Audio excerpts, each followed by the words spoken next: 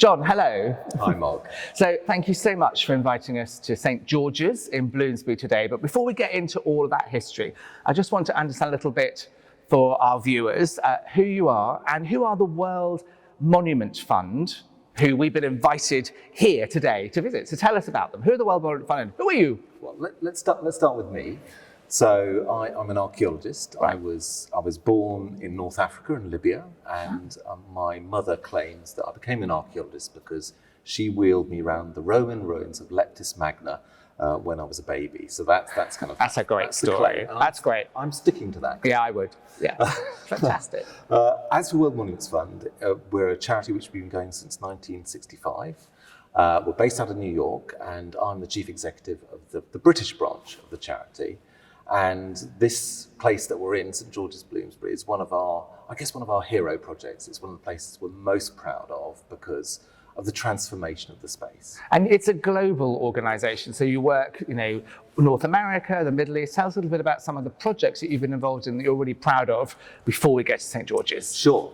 So, let's say, working globally, we've worked in 100 different countries, 800 different projects since 1965-66.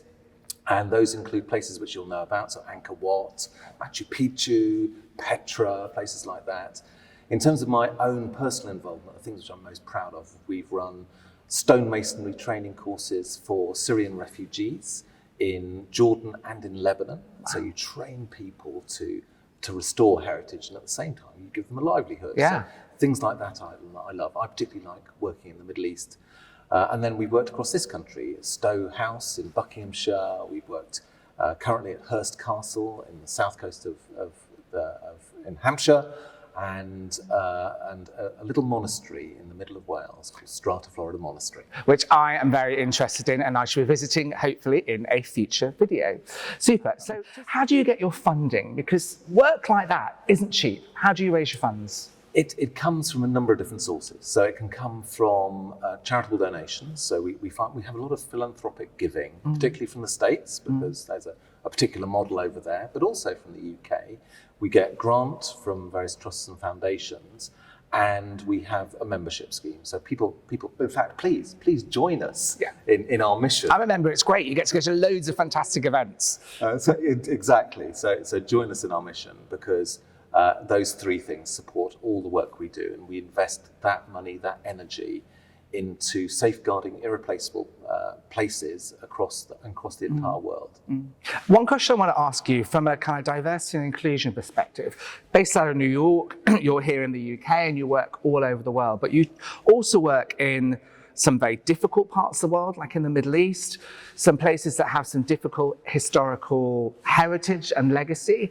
How do you make sure that you're respecting the heritage and not bringing our Western point of view to their heritage or their architecture? That's a great question, because I think fundamental to us as World Monuments Fund is that we own absolutely nothing. So we have no sites which we own. Not like the National Trust. You don't own the properties. Not at all. Okay. Not so you're really a partnership then. So, totally. So everything has to be done in partnership. So and that's the starting point for us. It's the local community on the doorstep. They have to invite us in. They have to want us.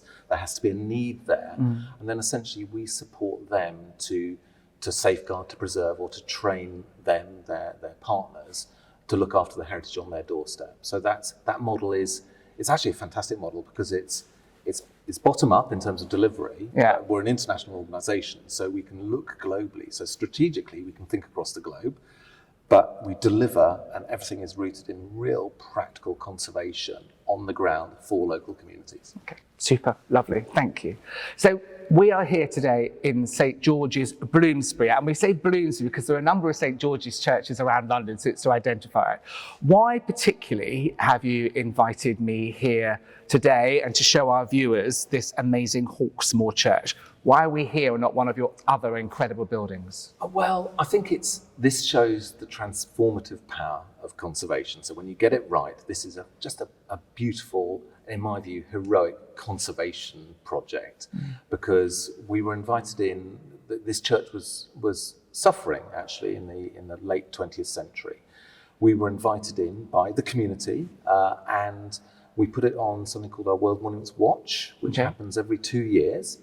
And essentially, we select a number of sites globally which need attention, and we can add that expertise, that international energy. So St George's Bloomsbury was nominated and put on the watch, and then from 2002 till when it was completed, we invested and helped the local community with partners to transform this space into something which is used and loved and cherished, and that's actually the key point. That's why I'm proud of this particular piece of work, because it delivers great conservation, but with a real purpose. I think what's fascinating about, we're here in central London. Google is just around the corner. It's a busy central business district. You've got the British Library. So I would think it's touristy and, offices. But actually you talk about the community aspect of the buildings and the story that they tell. I was quite surprised to realise there was a community here in the middle of central London. Yeah, I think there's a community of worship for sure. And that group of stakeholders is, this is a church, it's a temple. This is a place of worship. So fundamentally, to keep heritage works best when it's used and, I say, cherished and loved. So if this continues to be a place which is used for its original purpose, which is worship, then you're onto a winner. And then you can layer that with other uses. So the tourists, again, important because they can come and enjoy it. They can get inspiration. You've got other uses of this building. Downstairs, you've got a comedy club. So it's finding multiple uses which are layered on top of its use for worship. I believe there's a homeless shelter here as well. Indeed. I've been here before. I came in a couple of weeks ago and there was a lecture going on there to kind of boring history bods like me, but it's that you don't keep heritage in a cabinet. It's, as you said, it's used, and cabinets can be curated and you can select which parts of history you highlight, but we'll talk a little bit about that later on. So St George's Bloomsbury, Hawksmoor designed this church. Can you tell us a little bit about who Hawksmoor was and how he came to design this amazing building? So Nicholas Hawksmoor is famously the apprentice of Sir Christopher Wren. And Wren is important right now because it's the tercentenary of Wren's death, which is perhaps a little bit more later. That's 300 years. 300 years since Christopher Wren died. And so everything related to Wren is kind of interest at this moment in time. Nicholas Hawksmoor, he was born in Nottinghamshire, son of a yeoman farmer. It's a quite modest background. Yes, absolutely. And then he came down to London. He was actually in the household of Wren and apprenticed under Wren. So if you look at all the great works of art that Wren creates, so St Paul's, but also the Greenwich, Hampton Courts, the Royal Hospital, all of those things, you'll find that Nicholas Hawksmoor's hand's in there. He's part of the team, the design team, helping make that happen. So he has this great apprenticeship.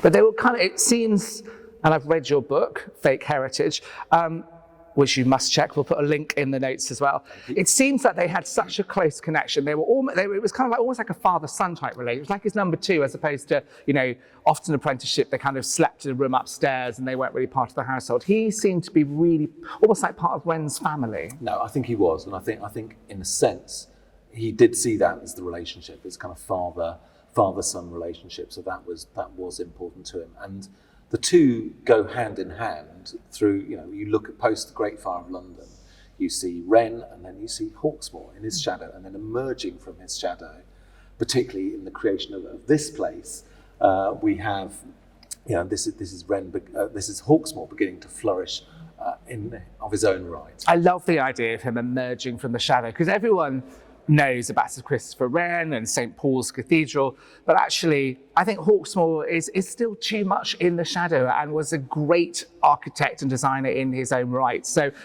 tell us a little bit then about how this church came about. I know originally this was a bit of a salty, fruity kind of area. It wasn't necessarily, there was a rookery, I believe, just over here, which was depicted in Hogarth's Gin Lane, a kind of den of iniquity. Strange place to have a church. How did it come about? Where was the funding? Why did it end up here? In this actually really odd site as well. I thought you've captured the conundrum perfectly.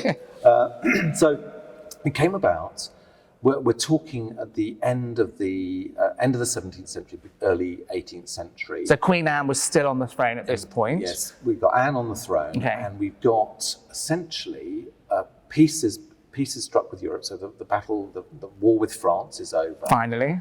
We have the Jacobite rebellion is quelled. So finally we have peace. We have a Protestant authority in the country. Good Protestant queen. Indeed. And what happens is London is growing. It's growing significantly. And this part of London, which used to look out onto, if you took the British Museum, which is literally over there, this part of London, beyond the British Museum, it was green fields. You were looking out across Highgate, Hampstead Heath. Wow, it's quite hard to imagine. Indeed, so you're right on the fringe of a growing city. Okay, so the metropolis is expanding. Exactly. And this bit of the town is being taken up, and smart houses are being built. Okay. This is middle class, upper class houses are being built in this part of town. The issue then becomes, you referred to it, is if you've got the rookery, this, as you say, den of iniquity, alcoholism, Great fun. brothel, it's The Soho of its day, really. Yeah. then the good worshippers who are, they're worshipping at St Giles in the Fields, which is over there. Mm-hmm. And so for them to actually walk to or take the carriage to their place of worship, they have to go through the rookery, which you don't do that. We're too smart to go through the rookery. Right. We're too fearful. Okay. Take your life in your hands as you're trying to dedicate your soul to God. Absolutely. Pray for protection on the way to church. Absolutely. So what happens instead is they petition for a new church. So their petition. Who did they petition to? So they petition the commission which is set up at the time. So there's a commission set up in 1711, which is set up to establish 50 new churches in London. Okay. So, again, there's something else going on here, which is that religion, there's a power battle in religion as well. So you have got Catholics, you've got dissenters, the people who are worshipping in other places. And the High Anglican Church is realising it needs to compete here. It needs to provide some churches. And you've got the pleasures of the flesh and money with the rising commerce of London. Exactly. So there's a lot in the mix there. So they need 50 churches to battle for the souls of Londoners. That's perfectly put, exactly. Right, so I get it. this is part of that facility to allow the good word, the Anglican word, the true faith to be spread in the growing city. So that essentially we have the petition is successful, and the commissioners, the churches are designed. So there were 50 churches were commissioned, but actually only 12 were completed in the end. Okay. And 6 of those were completed by Nicholas Hawksmoor. So they're to Hawksmoor's designs, of which this, I think, is the most flamboyant of all. Yeah, so let's get to St George's then.